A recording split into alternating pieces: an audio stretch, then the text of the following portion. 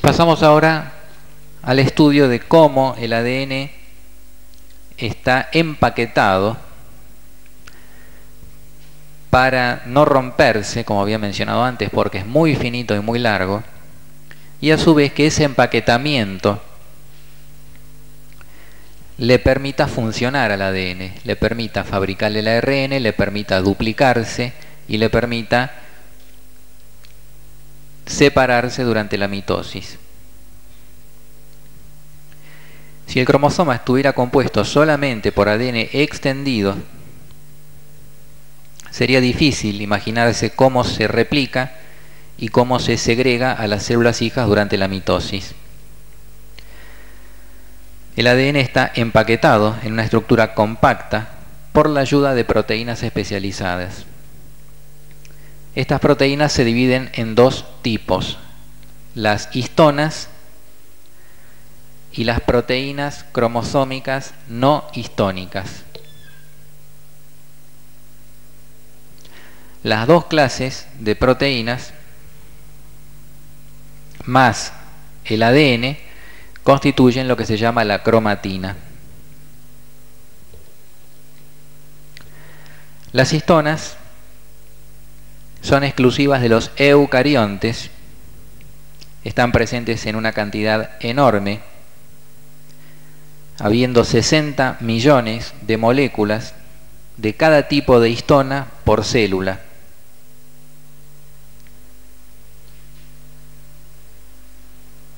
De modo que la cantidad de histonas que hay es igual a la cantidad de ADN.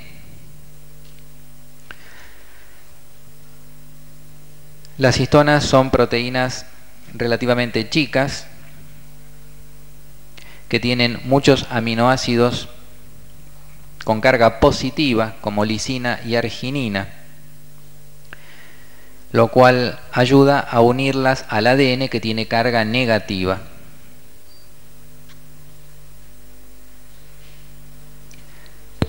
Las histonas solamente en forma rara y ocasional se desprenden del ADN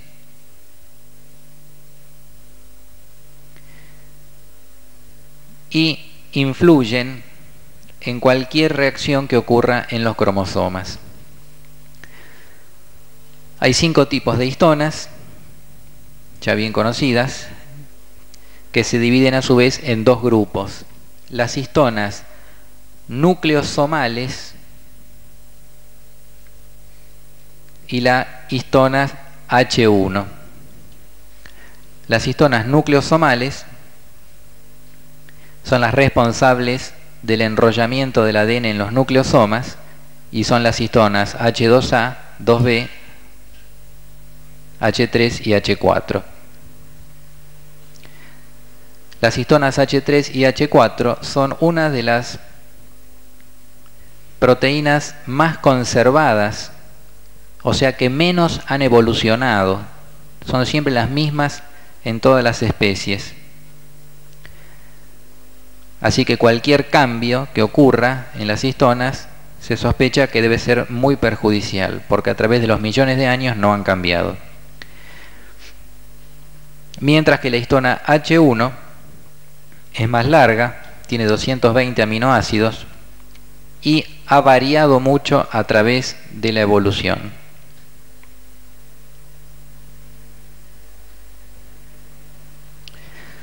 Las histonas se asocian al ADN para formar los nucleosomas, que son la unidad de la cromatina.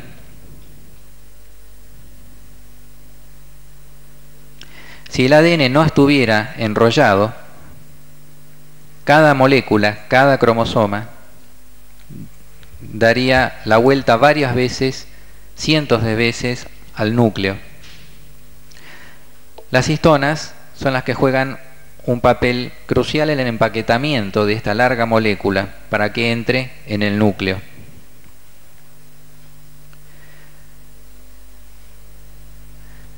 Pero su papel en el plegamiento del ADN es importante también por una segunda razón.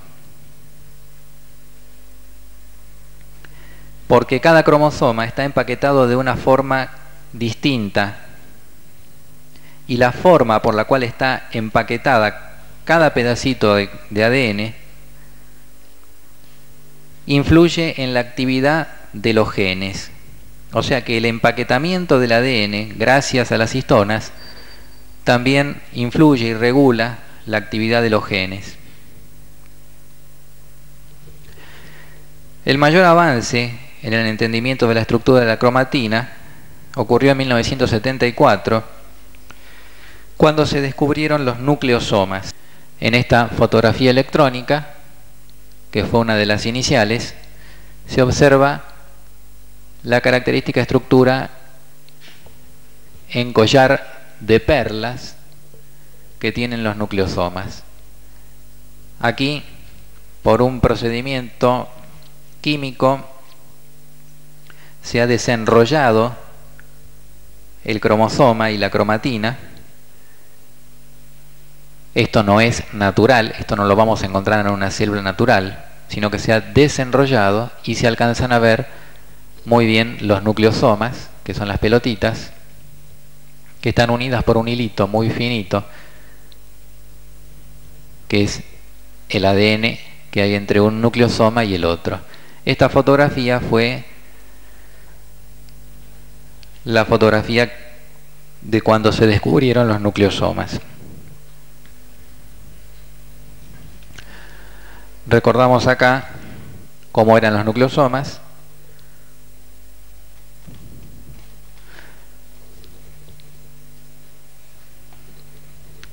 Sabemos que están formados por la molécula de ADN que da 2 vueltas alrededor de un centro proteico formado por las histonas nucleosomales, que eran la H2A, 2B, H3 y H4.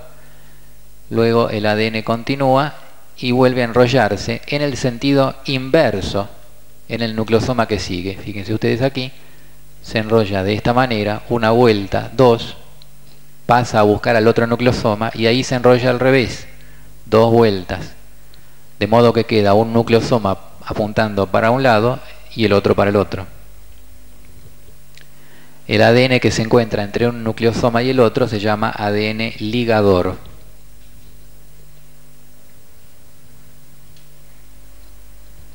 Por procedimientos químicos se puede destruir el ADN ligador y separar los nucleosomas para su estudio. Y aquí vemos los nucleosomas separados, donde se aprecian las 2 vueltitas del ADN.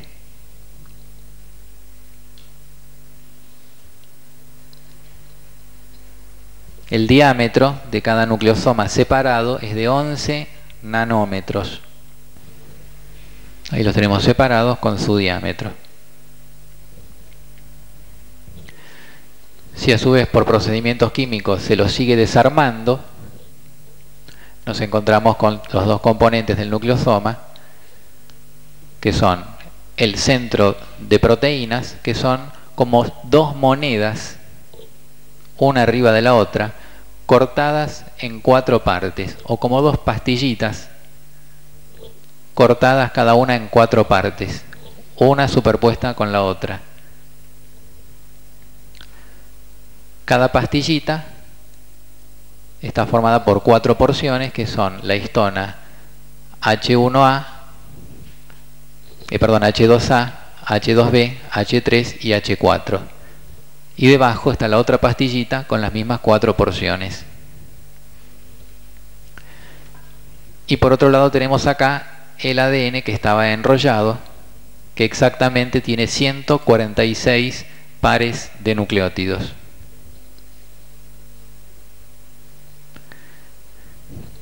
Y aquí también por procedimientos químicos se ha disociado las partes de las pastillitas del nucleosoma y vemos que cada nucleosoma tiene 2 porciones de H2A, 2 porciones de H2B, 2 de H3 y 2 de H4, reunidas de esta manera.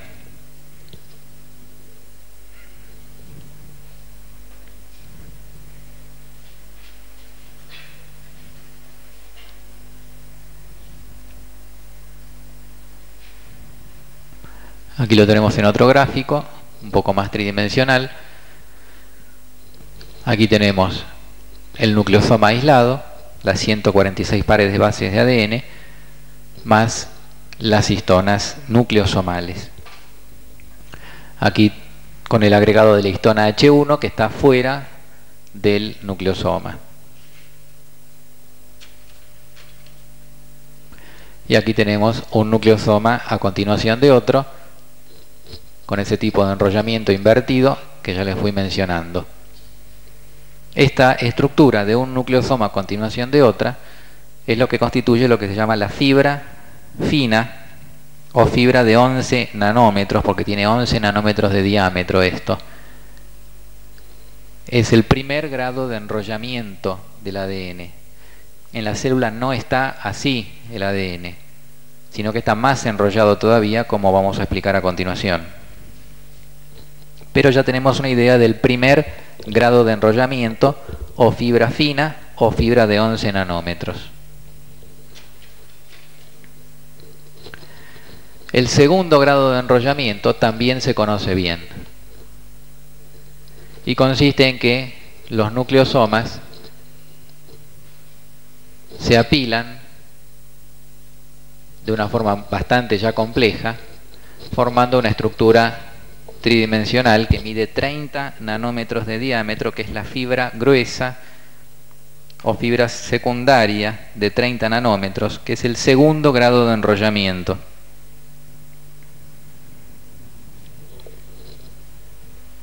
Lo vemos en distintos esquemas.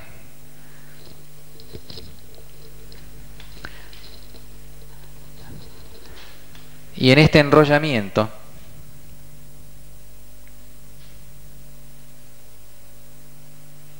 interviene la histona H1, que aquí tenemos representada. El aspecto que tiene la molécula de histona H1 es esta, con una especie de zona central más gruesa que es el núcleo de la histona H1 y una especie de cabeza y una cola. La histona H1 unida al nucleosoma determina que los nucleosomas se puedan enganchar uno a continuación de otro. Observen ustedes cómo está dispuesta la histona H1, es como un gancho, se une al ADN. Fíjense que el ADN pasa por adelante, entra al nucleosoma, da 2 vueltas y sale después por atrás, le hace como un nudo.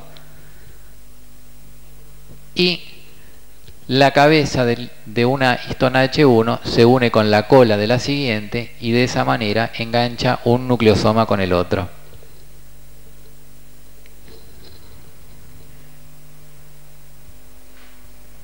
La forma particular por la cual la histona H1 engancha los nucleosomas determina el aspecto de la fibra de 30 nanómetros. Aquí lo tenemos con más detalle, la estructura molecular de la histona H1 y cómo enlaza un nucleosoma con otro.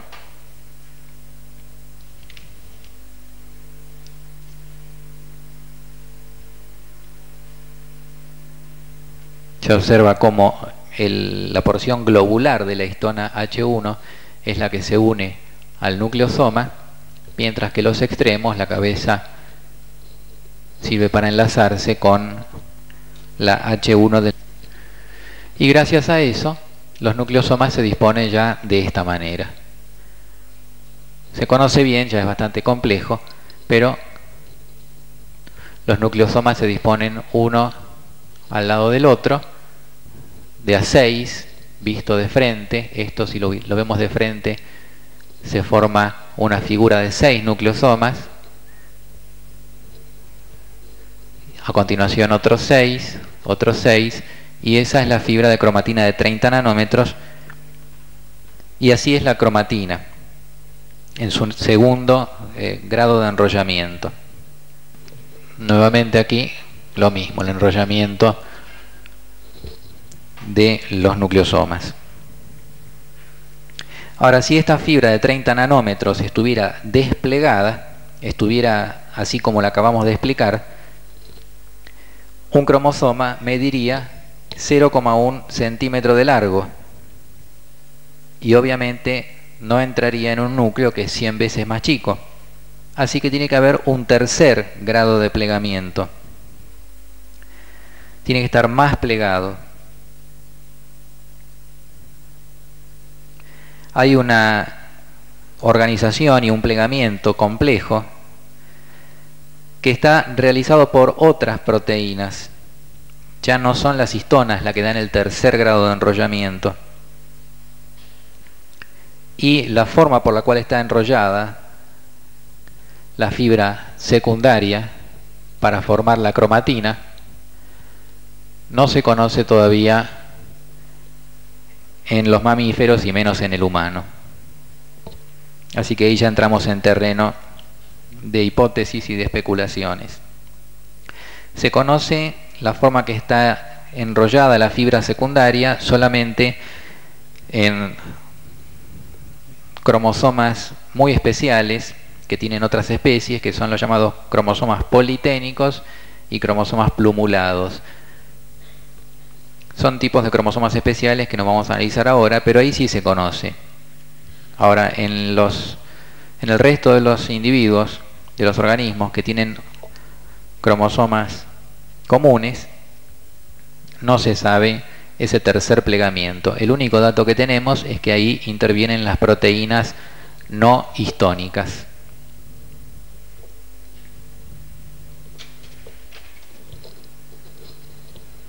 Resumiendo entonces, tenemos el ADN, la fibra fina, primer enrollamiento, la fibra gruesa, segundo enrollamiento, y luego se pliega de una forma que, insisto, todavía no se conoce. Y esta sí ya es la cromatina que entra en el núcleo. También sabemos que la cromatina se puede condensar más o menos. Podemos tener cromatina más condensada o menos condensada.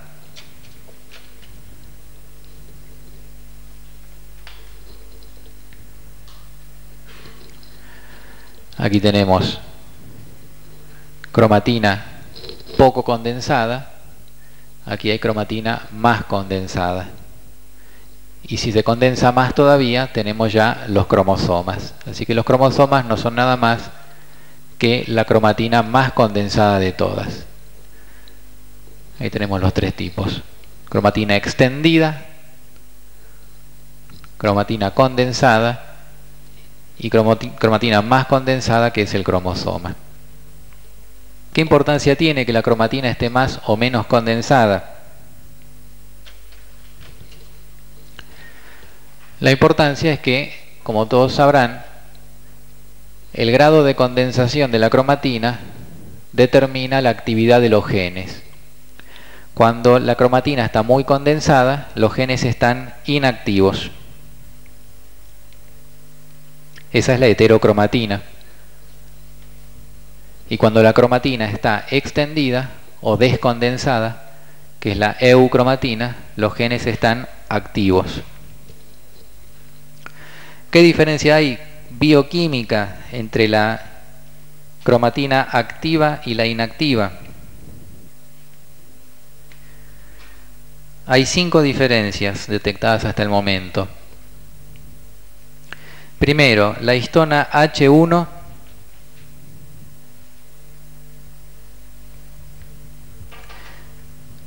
está menos unida en la cromatina activa, y hay subtipos particulares de histona H1 específicos de la cromatina activa. Segundo, a pesar de que las 4 histonas nucleosomales se encuentran presentes en la cromatina activa, están más acetiladas, tienen más grupos acetilo que en la cromatina inactiva. Tercero, la histona H2B en la cromatina activa está menos fosforilada.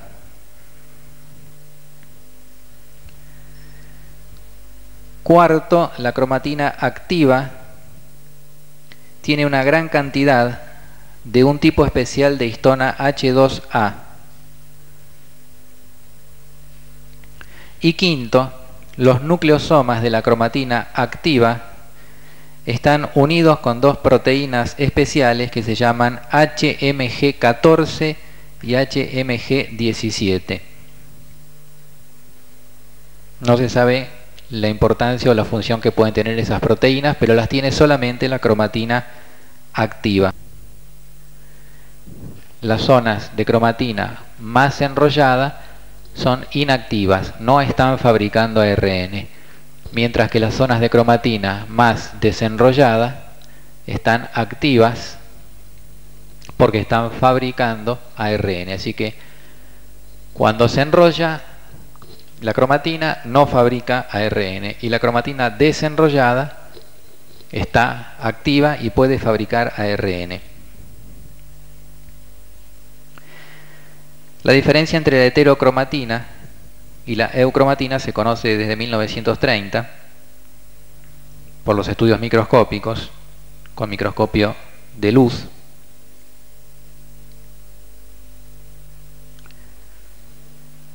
En una célula típica, el 10% de los genes están en la heterocromatina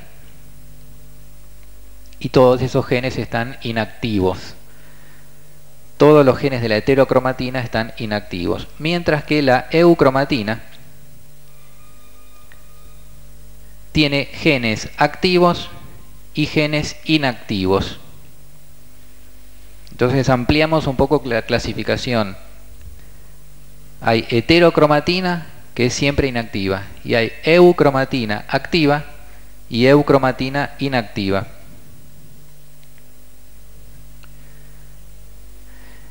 En el humano, por ejemplo, la mayor parte de la heterocromatina está constituyendo el ADN satélite,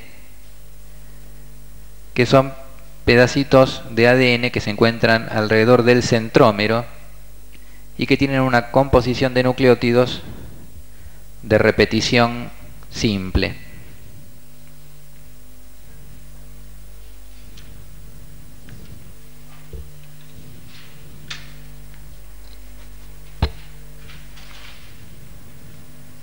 Con respecto a los cromosomas,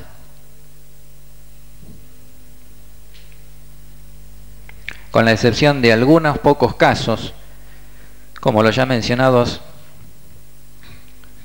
cromosomas politénicos y plumulados, los cromosomas en la interfase son muy finitos y entonces no son detectables. Se ve la cromatina, pero no se puede distinguir si es un cromosoma, dónde empieza y dónde termina.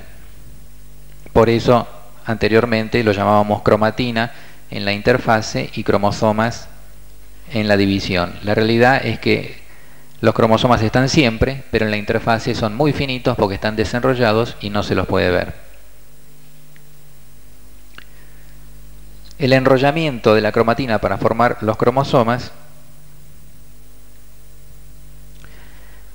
reduce 10 veces el largo de la cromatina, y eso permite que los cromosomas sean fácilmente manipulables durante la mitosis. Esa condensación de la cromatina para transformarse en cromosoma está producida aparentemente por la fosforilación de la histona H1.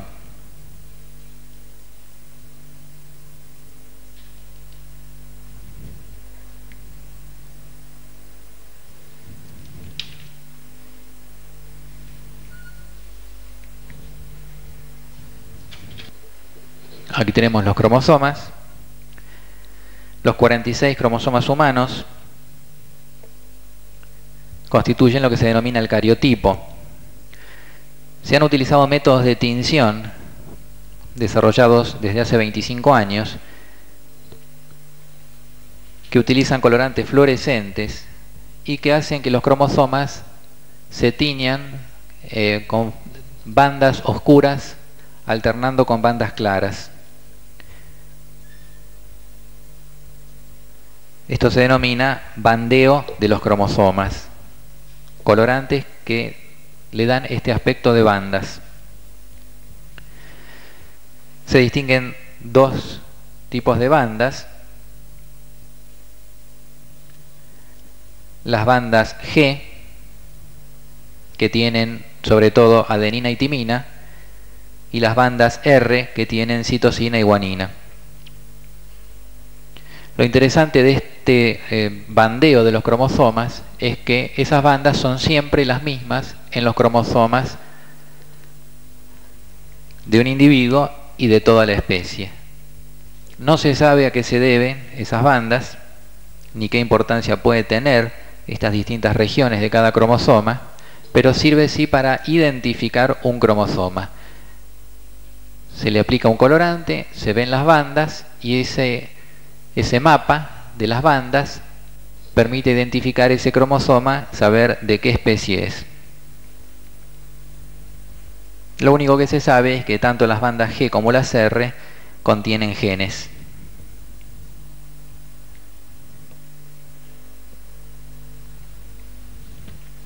Gracias a estos estudios de bandeo también se ha podido establecer las diferencias y parecidos que hay entre los cromosomas de distintas especies. Por ejemplo, en los chimpancés hay 48 cromosomas, 2 más que en el humano, y se ha visto que todos son iguales y que 2 cromosomas de los chimpancés se han unido para formar un único cromosoma en el humano, que es la única diferencia que hay entre el chimpancé y el hombre. 2 cromosomas que se han unido. El resto de las bandas y los cromosomas son iguales. Esta diferencia genética explicaría la diferencia entre un chimpancé y un hombre.